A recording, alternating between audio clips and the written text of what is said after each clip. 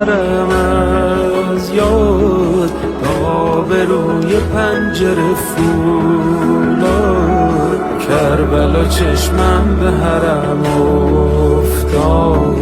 گفتم امام رضا خونت آباد. امام رضا خیلی دوست دارم، امام رضا خیلی دوست دارم، امام رضا خیلی دوست دارم، امام رضا خیلی دوست دارم،